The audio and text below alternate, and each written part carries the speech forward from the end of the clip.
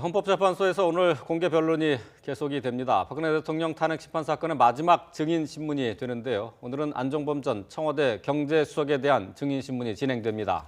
대통령 측 대리인단은 오늘 변론에서 박 대통령의 헌재 직접 출석 여부를 밝힐 것으로 보입니다. 취재기자 연결합니다. 최두희 기자. 네, 헌법재판소에 나와 있습니다. 네, 오늘은 안종범 전 수석에 대한 증인 신문만 이뤄질 예정이죠. 네, 그렇습니다. 안종범 전 수석에 대한 증인신문이 곧 시작됩니다.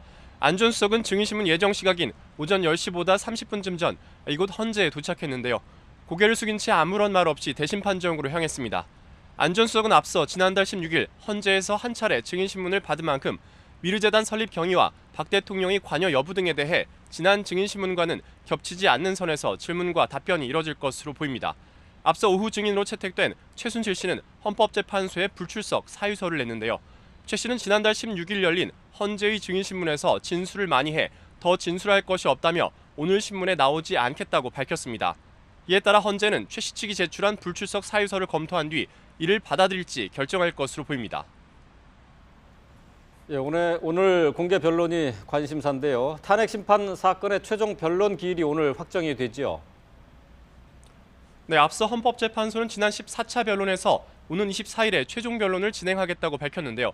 이에 대해 박 대통령 측에서 시간이 부족하다며 오는 3월 2일이나 3일쯤으로 미뤄달라고 요청했습니다.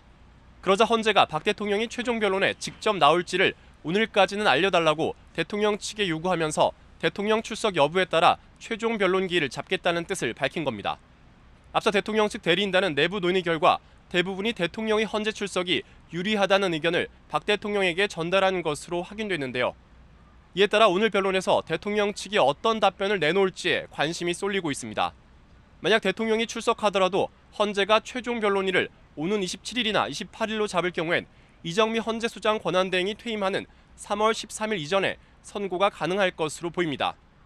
하지만 만약 최종 변론일을 3월 초로 미룰 경우엔 3월 13일 이전 선고가 조금 어렵지 않겠냐는 전망도 나오고 있습니다. 지금까지 헌법재판소에서 YTN 최두희입니다.